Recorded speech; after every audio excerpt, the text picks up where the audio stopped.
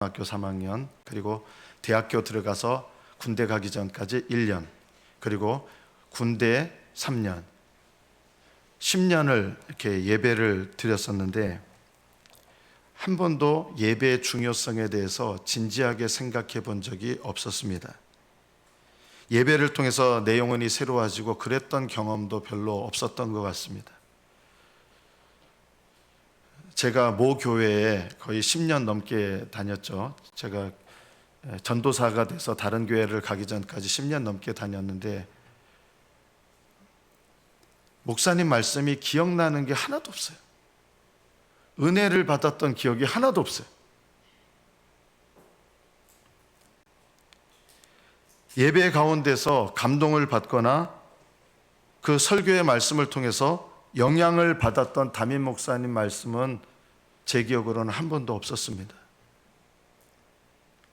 자, 그러면 설교를 하신 목사님이 문제였을까요? 제가 문제였을까요? 제가 문제였습니다. 100% 제가 문제였습니다. 왜 제가 문제였느냐? 제가 처음 1년 동안 설교를 들었던 분이 누구냐면 지금은 돌아가신 조용기 목사님이기 때문입니다. 저는 첫 예배부터 조용기 목사님 설교를 듣는 것부터 시작했습니다. 은혜를 못 받은 거예요. 예배는 꼬박꼬박 갔습니다. 걸어서 1시간 정도 갔습니다. 제가 예배 은혜를 받아서 예배당에 간 게 아니라 그것도 하나님 은혜였던 것 같아요. 예배를 드릴 때 놀란 거는 많이 있습니다. 성도들이 이렇게 많은지. 그 당시만 해도 50만 명을 넘어갈 때였거든요. 교인들의 숫자가. 찬양대는 200명이 넘었습니다. 매 예배 때마다 찬양대가 다 다른데 찬양대의 숫자만 해도 200명이 넘는, 앞에는 또 오케스트라 연주하는 사람까지 합치면 한 250명이 매 예배 때마다 다른 찬양대가 찬양을 합니다. 악기 다루는 사람만 50명, 찬양대원이 200명. 그리고 성도들은 매 예배 때마다 정말 엄청난 숫자, 예배당 밖에서도 예배를 드려야 돼요. 너무 꽉 차가지고 엄청나게 넓은 예배당인데 그런데도 저는 은혜를 받지 못했습니다.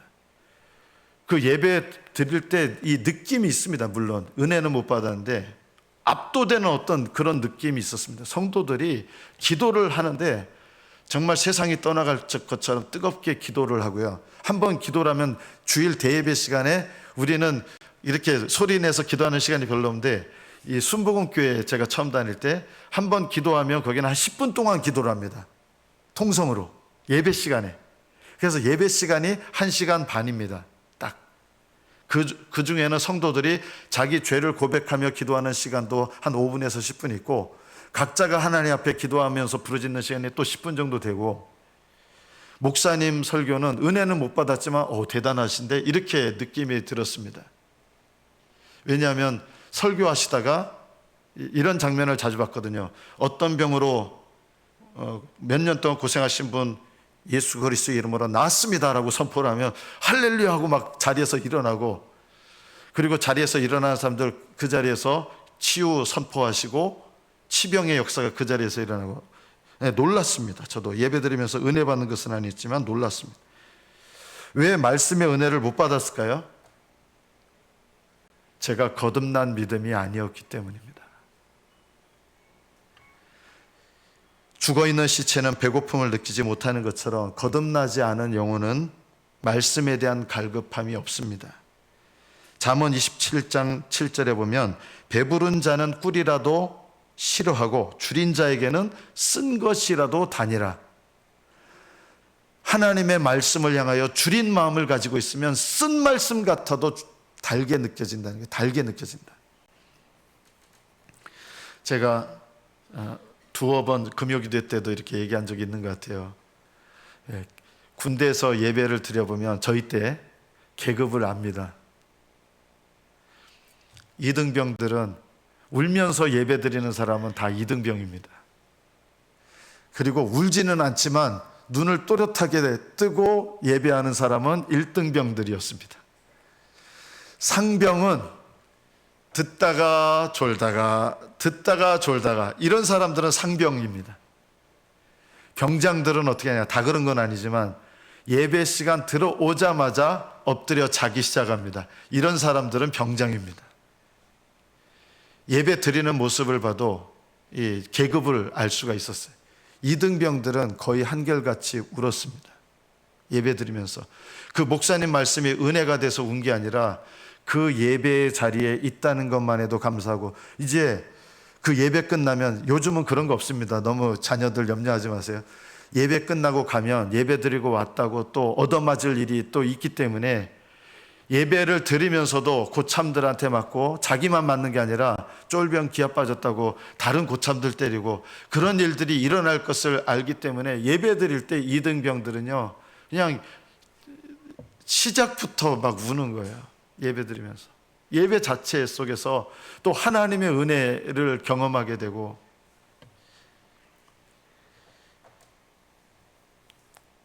제가 북경에 있을 때 제가 있던 아파트에서 28평짜리 아파트였는데 거기서 50명이 예배를 드렸습니다. 청년들이요. 몸을 움직일 수가 없어요. 제 아내가 이제 50명분 밥을 해서 매주 주면 밥도 이렇게 앉아가지고 억지로 이렇게 먹어야 돼요. 그러나 아무도 불평이 없었고 원망이 없었습니다. 그렇게 불편한 예배를 드렸지만 기쁨이 있었고 하나님의 임재하심을 느꼈던 것 같습니다. 제가 1996년도에 처음으로 중국에서 삼자교회, 중국 정부에서 인정한, 예배 드려도 괜찮다고 하는 그런 중국 정부에서 인정한 교회가 삼자교회입니다. 중국에는 가정교회가 있었고 삼자교회가 있었습니다. 가정교회는 온갖 핍박을 받았고 그 당시에도 많은 핍박을 받는 그런 교회였습니다. 이 가정교회에서 예배 드릴 때는요, 뜨거운 여름에 40도 넘어갈 때가 있거든요. 북경이요. 그 마당에서 사람들이 그 더운 데서도, 비좁은 데서 땀 뻘뻘 흘리면서 예배 드리면서도 어느 누구나 불평하거나 원망하거나 그런 사람이 없습니다. 왜 이렇게 더워? 왜 이렇게, 이런 마음이 아무도 없는 거예요. 이 삼자교회는 중국 공산당에서 인정한 교회이기 때문에 심지어는 목사님들도 공산당에게 이렇게 좀 아부해야 되는 그런 때였습니다. 그래서 타락한 교회라고 했던 그런 교회거든요. 이 삼자교회에서 예배를 드리는데도 제가 그 당시 느낀 게 그런 것이었습니다. 그 당시 우리나라에서 예배 드리던 것보다 훨씬 은혜로웠습니다. 예배 시간만 2시간입니다. 그 2시간 예배하는데 그 타락했다고 하는 삼자교회도 예배 시간이 2시간이에요.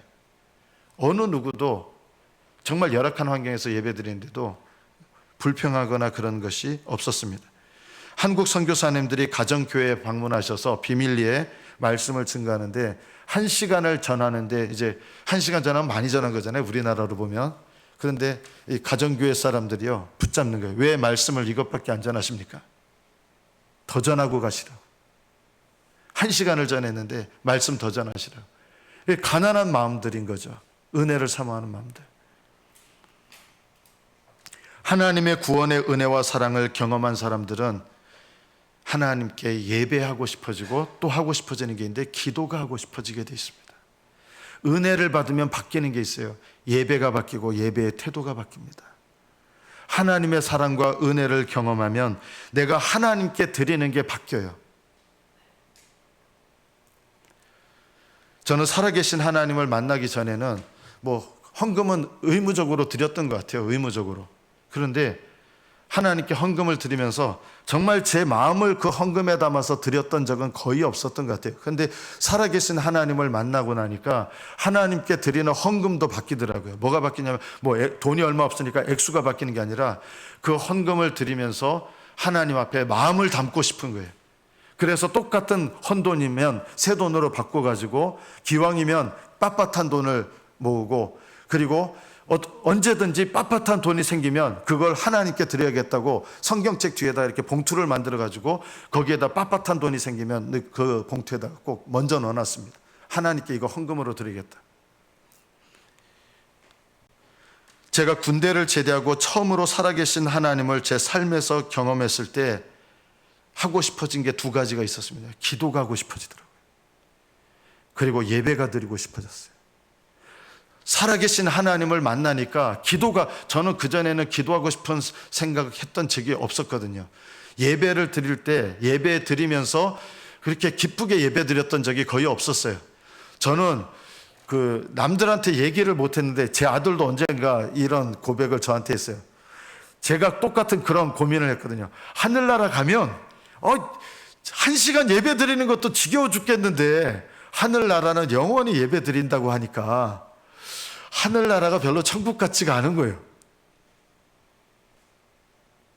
1시간 예배 드리는 것도 힘든데 천국은 영원히 예배를 드려야 된다? 그때는 살아계신 하나님을 예배하는 기쁨이 뭔지 모르니까 제가 혹시 여러분들도 그럴지 몰라요. 여러분 좋아하는 거 하면 지겹습니까? 뭐 게임 같은 거 좋아하시는 분 있잖아요. 게임 하는데 내가 1시간이나 게임을 해야 된다니 이렇게 하면서 게임 하시는 분 있습니까? 좋아하는 건요, 뭐가 빨리 지나요? 순식간에 시간이 확 지나잖아요. 제 아들도 이제 다음 주 지나면 이제 군대 가거든요. 군대 가서 제가 참 느낀 게 있어요. 군대에서 휴가 나왔는데 이 휴가 시간이 지겨워 이래 본 적이 없거든요. 군대에서 느꼈던 휴가 경험은 나가자마자 들어온 것 같은 거예요. 왜 이렇게 시간이 빨리 지나가는지 몰라요. 군대에 있을 때는요, 시계가 안 가요. 시계가 느려지는 것 같아요. 군대 안에 있을 땐 시계가 느려지는데 휴가를 나가면 나가자마자 시계바늘이 확 돌아가는 것 같아요. 여러분 염려하지 마십시오. 천국에 가면요, 지금도 예배하는 게 어쩔 때는 힘든데 지겨운데 천국 가면 얼마나 지겨울까, 그런 염려 안 하셔도 됩니다. 하늘나라에 가면요, 내가 여러분 게임 좋아하는 것보다 하나님께 예배 드리는 게 훨씬 더 좋습니다. 하나님을 만나는 거, 하나님을 아는 게 제일 좋습니다. 그 맛을 여러분이 잘 몰라서 그렇죠. 아무리 맛있는 음식도 계속 먹으면 어떻게 됩니까? 질리죠. 천국은 안 질립니다. 염려하지 마십시오. 내가 제일 맛있는 음식 먹으면 질려요. 제가 과일 중에 제일, 이거 생각만 해도 벌써 제가 침이 도는데 이 두리안을 별로 안 좋아하시는 분들이 있어요. 그 냄새 나는 것 때문에. 저는 두리안 생각만 해도 입에 침이 고입니다. 맛있습니다. 그런데 그렇게 맛있는 과일도요, 한 통 혼자 먹으면 물립니다. 질리고. 그러나요, 하늘나라 가면 하나님을 예배하는 게 너무너무 기쁨이 되고 기쁜 것도 잠깐이지 질리지 않느냐? 하늘나라에서는 질리지 않습니다. 영원히 예배해도 예배하면 예배할수록 하나님을 더 알게 되고 더 기쁘게 됩니다. 저는 여러분이 이 땅에서 하나님의 은혜와 사랑을 경험하면서 하나님께서 나의 삶 속에 내가 드리는 예배 가운데 임재하시는 이 임재의 기쁨을 드리는 그런 예배를 경험하게 되시기를 축복합니다. 여러분이 얼마나 사모하고 굶주린 마음으로 하나님을 찾고 하나님을 사모하느냐에 따라 그런 예배가 될 수 있습니다. 이 목사님 설교 말씀이 은혜로우면 그렇게 되지 않겠습니까? 할지 모르겠어요. 그거는요, 두 번째 문제예요. 하나님께서 여러분의 삶 속에 풍성한 은혜를 얼마든지 베푸실 수 있습니다. 왜냐하면 그 예배 가운데 하나님이 임재하시면 하나님께서 아주 작은 것을 통해서도 얼마든지 여러분에게 임재를 나타내시고 은혜를 나타내실 수 있기 때문입니다. 그런 예배를 드리고 싶어 하셔야 됩니다. 사모하셔야 됩니다. 그런 예배가 나를 살리는 예배입니다. 그런 예배를 드릴 수 있습니다. 여러분이 하나님 앞에 줄인 마음을 가지시고 있으면, 하나님을 체험하는 것이 내게 많아지면, 은혜와 사랑을 경험하는 게 많아지면 내가 예배가 바뀌고 기도가 바뀌게 돼 있고요, 예배 시간에 하나님의 임재를 얼마든지 경험할 수 있습니다. 그런 예배를 하나님께 드리시기를, 그런 예배 은혜를 받으시기를 축복합니다. 구원의 목적은 예배입니다. 그리고 우리 인생의 목적도 예배입니다. 잘 먹고 잘 사는 게 우리 인생의 목적 아니고요, 하나님께서 받으시는 예배, 하나님의 임재를 경험하는 예배, 이 예배가 우리 인생의 목적입니다.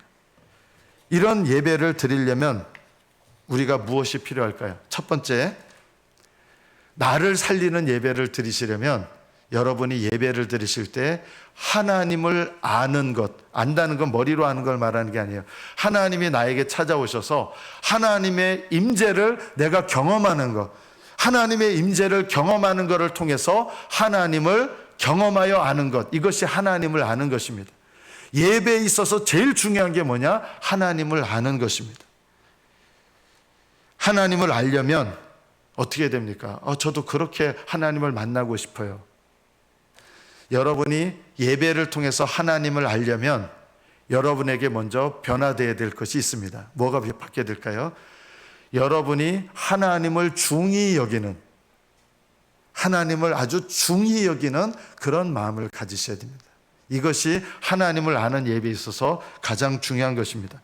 사무엘상 2장 30절에 보면 나를 존중히 여기는 자를 내가 존중히 여기고, 여기 존중히 여긴다는 말은 하나님을 무겁게 여긴다는 뜻입니다. 하나님을 아주 어렵게 여긴다는 뜻이 아니라 중히 여긴다는 것이죠. 무거울 중자죠. 중히 여긴다는 것. 하나님을 가장 중요하게 여기는 것. 하나님을 중요하게 여기면 하나님도 그 사람을 중요하게 여기십니다. 나를 존중히, 중히 여기는 자를 내가 그 사람을 중히 여기고, 나를 멸시하는 자, 나를 가볍게 여기는 사람은 나도 그 사람을 가볍게 여길 것이다. 여러분이 하나님의 임재를 경험하는 데 있어서 제일 중요한 것 중에 하나가 뭐냐면 여러분이 하나님을 어떻게 여기고 있는가, 이것과 연관이 있습니다. 오늘 여러분 이제 교회 나오실 때 지금 예배 드리고 계시잖아요. 예배 드리시기 전에 여러분은 예배를 어떻게 준비하면서 나오셨습니까? 어떤 마음으로 예배를 준비하며 나오셨습니까? 제가 우리 예배 드릴 때 맨 처음에 여러분 꼭 낭독하는 성경 구절 있죠. 아버지께 참되게 예배하는 자들은 신령과 진정으로 영과 진리로 예배할 때가 오나니 곧 이때라. 하나님께서는 자기에게 이렇게 예배하는 자들을 찾으신다. 이 말씀을 누구에게 하신지 기억하십니까? 놀랍게도 저는 성경에서 예배에 관한 가장 중요한 말씀이 요한복음 4장 23절 24절이라고 여기는데요. 그 예배에 관한 가장 중요한 말씀을 놀랍게도 누구한테 하셨느냐? 제가 주일 예배 때마다 맨 예배 처음에 하는 이 말씀을 누구한테 하셨느냐? 예수님께서 놀랍게도 전혀 예배자가 아닐 것 같은 여자에게 하셨습니다. 사마리아 여인에게 예수님은 말씀하셨어요. 이 여자는 어떤 여자입니까? 6번 이혼 경력이 있습니다. 한두 번 이혼도 아니고요. 6번 이혼 경력. 그리고 6번째는 이혼이 아니고 엄밀하게 말하면 6번째 남자하고 사는 거예요. 5번 이혼이에요. 그리고 6번째 남자하고 사는데 어떤 남자하고 사냐면 결혼이 아닌 거예요. 다른 남자를 꼬셔가지고 아마 이뻤던 것 같아요. 요즘 사람들 얘기로 말하면 아주 잘 나가고 섹시한 여자였던 것 같아요. 5번 이혼 경력이 있는데 그 여자의 과거를 아는데도 사람들이 계속 그 여자하고 결혼을 한 거예요.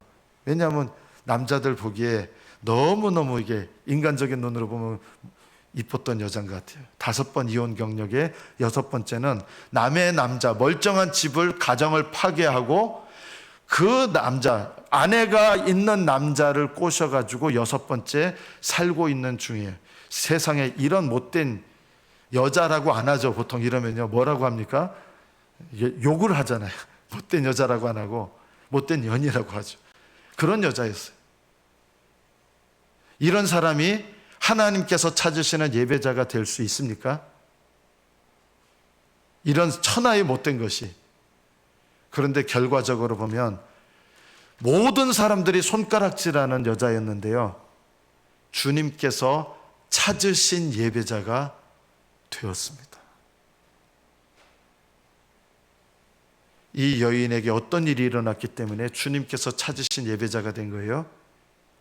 내 인생 가운데 찾아오시는 예수님을 만난 거예요.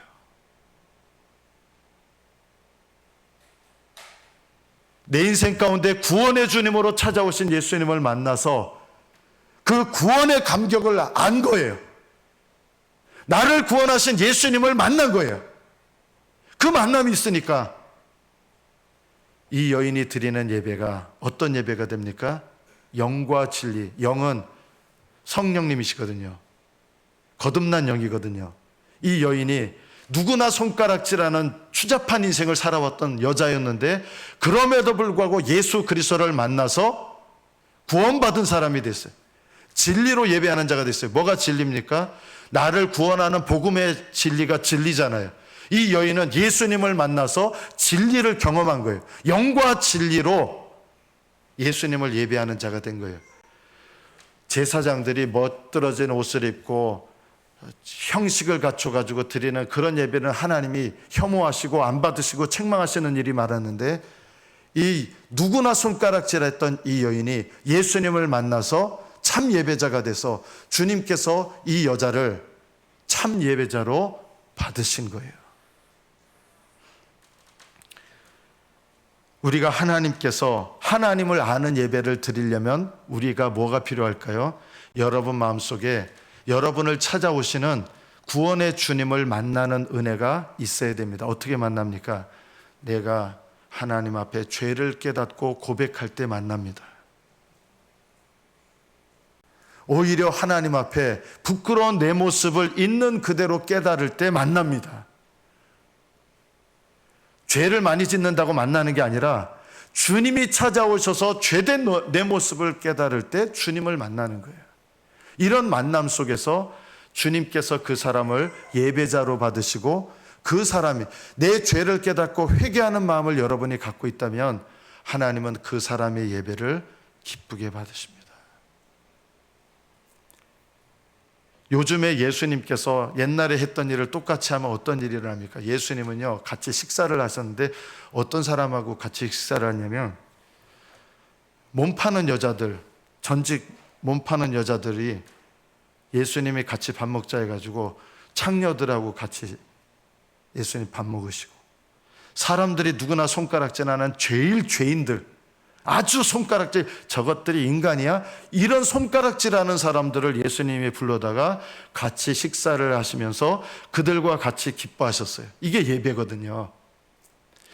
주님은 아무리 거룩해 보여도 자기 죄를 깨닫지 못하는 죄인과는 함께 하실 수가 없습니다. 그러나 어느 누구나 손가락질했고 누구나 봐도 저게 인간이냐, 이런 사람, 이런 삶을 살아왔어도 주님께서 찾아오셨을 때 내가 나의 죄와 허물을 깨닫고 내 모습을 깨닫고 회개하는 마음이 있다 그러면 주님께서는 그 사람과 함께 하셔서 주님이 그 사람과 함께 하실 때 그것이 바로 예배가 되는 것입니다. 이것이 하나님을 아는 예배입니다. 우리는 세상 냄새에 찌들어서 냄새를 풍기면서 옵니다. 가끔 엘리베이터 타면 냄새가 확 나요. 어떤 분이 담배 골초인 분이 탔구나. 그 사람이 없는데도 냄새가 확 나요. 우리 교우들 중에도 있어요. 저는 그래도 교회 나오셔야 된다. 그래도 본인만 몰라요. 담배 안 피는 사람은 알거든요. 본인은 담배 찌들어가지고 뭐 뿌리신다 해도 본인만 몰라요. 남들은 알아요. 그 담배 냄새하고 향수하고 섞여가지고.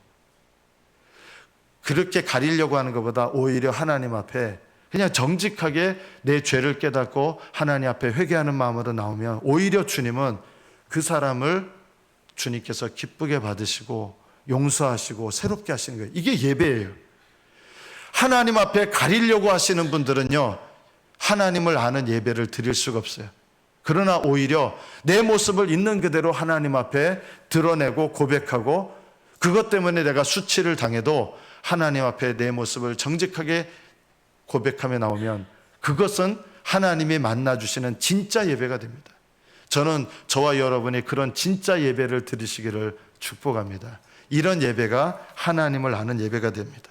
두 번째, 하나님을 아는 예배, 하나님을 아는 것이 첫째가 되어야 됩니다. 두 번째, 여러분 봉사하시는 거를 잘 살펴보십시오. 교회 봉사하시는 거. 이 봉사라는 단어, 서브라는 단어하고 히브리어로는 아바드죠. 그리고 예배라는 단어도 아바드입니다. 단어가 똑같습니다. 그래서 여러분이 하나님의 임재를 경험하는 예배가 되려면 여러분이 살펴볼 것이 하나 있습니다. 여러분이 교회에서 드리는 봉사를 한번 살펴보십시오. 누가복음 10장에 보면 마르다가 봉사를 했습니다. 주님을 위한 봉사였습니다. 그런데 일이 굉장히 많았어요. 일이 많다 보니까 마음이 분주하고 하는데 자기 여동생 마리아가 자기를 도와주지 않는 거예요. 그래서 봉사하다 보니까 짜증이 확 올라왔습니다. 그래서 동생 보고 좀 도와주라 그러세요. 동생한테 직접 얘기 안 하고 예수님께 저 동생 언니가 이렇게 바쁜데 좀 도와주라 그러세요 해가지고 예수님께 이제 불평을 쏟아놓습니다. 마르다는 왜 은혜가 되지 않았을까요? 예수님이 그 자리에 계셨는데. 마리아는 은혜를 받고 있었어요. 근데 마르다는 짜증이 난 거예요. 똑같은 자리인데 예수님이 계신 자리가 예배 자리잖아요.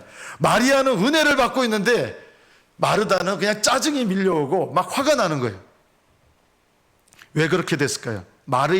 마르다가 은혜를 받지 못하는 이유는 마르다는 이렇게 생각한 거예요. 이거 다 마리아 때문이야. 저것이 저게 언니를 안 도와가지고 내가 너무 바빠 죽겠는데 지는 말씀 듣고 있고 아주 저 못된 것 이런 생각을 하면서 막 짜증이 밀려온 거예요. 그리고 예수님께도 분노를 합니다. 좀 도와주라 그러세요. 이렇게 어떻게 보면 예수님께 화를 냈던 제자 중에 하나가 마르다입니다. 좀 동생 좀 도와주라 그러세요 하면서 예수님께 타박을 합니다. 자, 왜 마르다는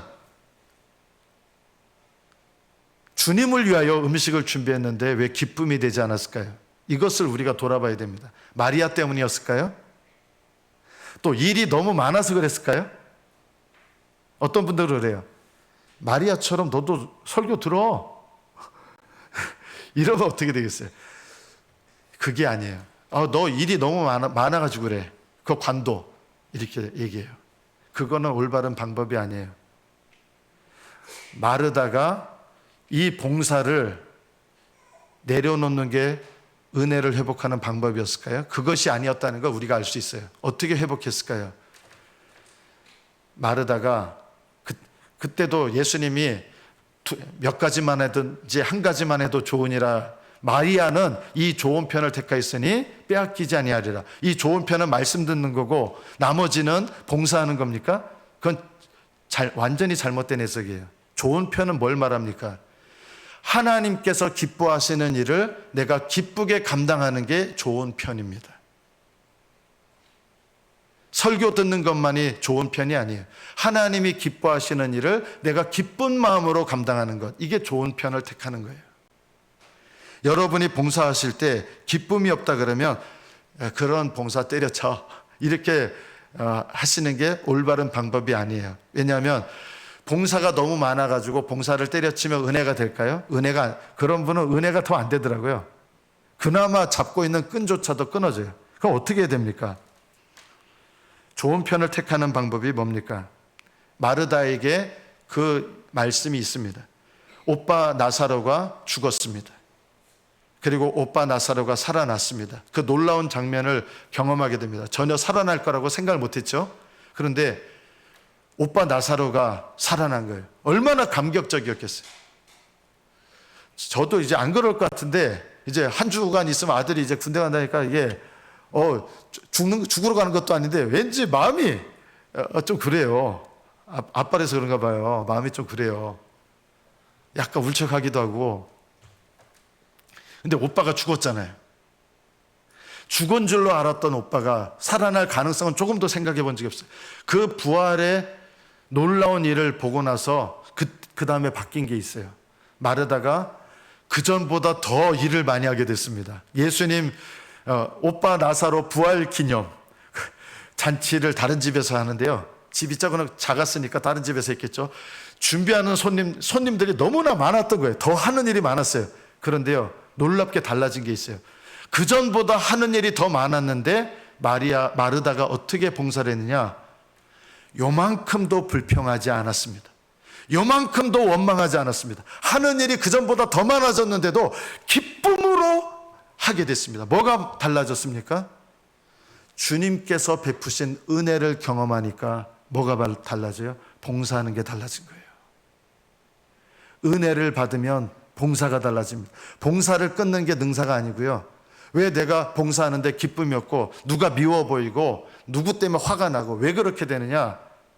내가 은혜를 받아야 됩니다. 하나님을 아는 은혜. 주님의 은혜를, 주님을 만나는 기쁨과 은혜를 회복하셔야 됩니다. 그렇지 않으면 봉사하는 것 때문에 짜증나고 그 주 원인이 뭐냐면 예배가 회복되지 않아서 그렇습니다. 주님을 은혜롭게 만나면 내가 은혜 받은 게 많아지면 하나님께 드리는 것도 많아지는 거예요. 그래서 마지막 세 번째, 우리가 이런 나를 살리는 예배를 드리려면 어떤 걸 해야 됩니까? 하나님을 아는 것이 첫 번째예요. 하나님 경험하시기를 사모하셔야 돼요. 두 번째, 여러분 봉사를 돌아보면서 내가 하나님께서 주신 은혜를 힘입으면서 예배자가 돼야 봉사자도 될 수 있는 거예요. 내 봉사를 돌아보세요. 기쁨이 없다 그러면 내가 뭔가 예배가 끊어진 거예요. 신령한 예배, 영적 예배가 끊어진 거예요.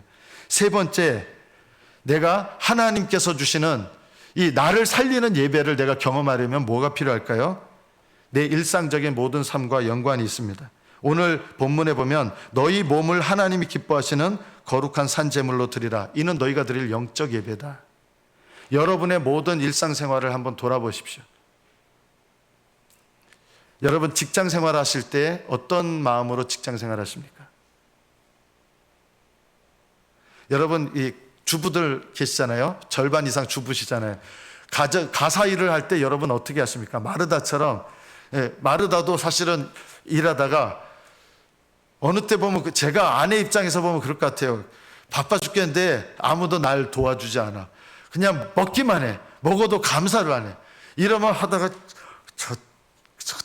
막 이런 마음이 들지 않겠어요? 만약 여성 입장이라면 제 아내는 그렇게 생각 안 하지만 제가 주부의 입장이라면 그런 생각이 들 것 같아요. 여러분의 가사 일은 예배가 되고 있습니까?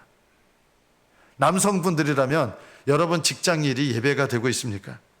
세계적인 부흥사 빌리 그레함의 딸이었던 그레함 지비디안이라고 하는 분이 있습니다. 아버지가 얼마나 놀라운 분입니까? 전 세계를 다니면서 엄청난 복음의 역사를 일으키신 분이잖아요.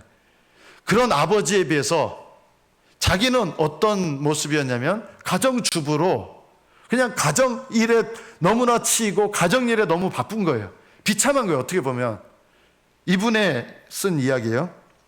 아침 식사를 준비하고 설거지를 하고 6 아이들을 학교에 보낸 후 세탁실로 발길을 돌렸다. 문득 세탁실 문 앞에 서서 산더미 같은 빨랫더미를 믿기지 않는 눈으로 바라보며 섰다. 어제 3번이나 빨래를 했는데 갑자기 절망감이 들며 눈물이 솟구쳤다. 비참한 거예요. 어제 3번이나 빨래를 했는데 또 빨랫감이 산더미처럼 쌓여 있는 거예요. 자녀들이 6명이고. 세탁기에 한 무더기에 빨랫감을 집어넣었다. 그리고 거실을 말끔하게 청소했다. 거실 청소 후에 욕실에 들어가 욕조를 북북 문질렀다. 다시 한번 내 의지와 상관없이 눈물이 솟구쳐 올랐다. 이제는 눈물을 닦고 싶지도 않았다. 나는 좌절하고 낙심했으며 자존감은 더 이상 내려갈 수 없을 만큼 낮아졌다. 오전도 지나지 않아 나는 지쳐버렸다. 매일 똑같이 반복되는 허드렛 일에 나는 지쳤다. 어제 개서 넣어둔 옷이 다시 빨랫감이 돼서 나와 있는데 지쳤다. 설거지한 지 얼마 지나지 않아 다시 식탁을 차리는 일에 지쳤다. 몇 분 내 뱃속으로 사라지는 음식을 만드느라 몇 시간씩 보내는 게 지긋지긋했다. 손에 스펀지와 세제를 들고 욕실 바닥 한가운데 앉아서 눈물을 줄줄 흘리다가 나는 불평하고 울고 기도하는 일을 동시에 하는 내 자신을 발견했다. 그때 자비로우신 하나님이 나를 만나러 오셨다. 내가 진실로 너희에게 이르노니 너희가 여기 내 형제 중에 지극히 작은 자 하나에게 한 것이 곧 내게 한 것이니라. 이 말씀이 영적으로 들리면서 가정일에 치여 있는 자기 모습을 주님께 고백하며 이렇게 얘기합니다. 주님, 이 경우도 그런 거예요? 이렇게 묻습니다. 그러자 주님께서 이렇게 대답하셨습니다. 이게 주님께서 말씀하신 거예요. 특히 이 경우가 그렇단다. 다른 누가 나를 위해 이 일을 하겠느냐? 이 모든 작은 방법들로 너는 나를 섬기고 있는 것이다. 주님의 다정한 격려를 받은 나는 다시 용기를 내어 눈물을 닦고 계속해서 욕조를 문질렀다. 기쁨으로 다시 하기 시작한 거예요. 이게 작은 고백이지만 이 자리에 계신 여러분 가정주부들로서 얼마나 낙심할 만한 일들이 많습니까? 잘 나가는 사람들 얘기 듣고 누구는 골프도 치러 돌아다니고 너 해외여행 가고 휴가 때 해외여행 가고 몇 나라 가고 유럽도 갔다 왔다는데 나는 해외여행은커녕 냄새나는 집에서 청소하고 있고 비참하고, 혹시 그렇게 느껴지지 않습니까? 여러분이 섬기고 있는 그 봉사의 자리, 여러분의 일상의 자리 속에서 내가 하나님을 섬기는 마음으로 그 일을 감당하시면 그 일은 가사노동이 아니라 하나님을 섬기는 일이 됩니다. 여러분이 직장 일을 하시면서 주님을 섬기는 마음으로 직장 일을 하시면 그 일은 돈 벌려고 하는 직장 일이 아니라 하나님을 섬기는 일이 되는 것입니다. 여러분의 일상생활 속에서 내가 왜 이런 비참한 일을 계속 반복하고 있는가, 그렇게 느끼시는 그런 일상생활을 하나님께 영광 돌려드리는 일들로 바꾸십시오. 하나님은 그런 삶 속에서 나를 찾아오셔서 나를 만나주시고 나를 회복시키시고 내가 하나님께 드리는 예배를 기쁘게 받으시는 그런 예배가, 그런 봉사가, 그런 섬김이 되는 것입니다. 여러분의 일상생활 속에서 이 예배가 하나님을 섬기는 일상생활로 바뀌기 시작하면 그것이 바로 예배가 되어서 나를 살리는 예배가 됩니다. 여러분의 직장생활 바쁘시고 힘드시죠? 그러나 그 일을 불평과 원망으로 보내시고 돈 벌기 위해서 하시기보다 하나님을 섬기는 직장일로 새롭게 하십시오. 가사일로 바쁘시죠? 짜증나시죠? 낙심이 되시죠? 그 일들 속에서 그 일이 하나님을 섬기는 일이 되게 하십시오. 그러면 일상생활 속에서 하나님은 여러분을 찾아오시고 만나주시고 여러분에게 나를 살리는 예배가 되게 하실 것입니다. 여러분을 살리는 예배가 여러분의 일상생활 속에 차고 넘치시기를 축복합니다. 기도하겠습니다.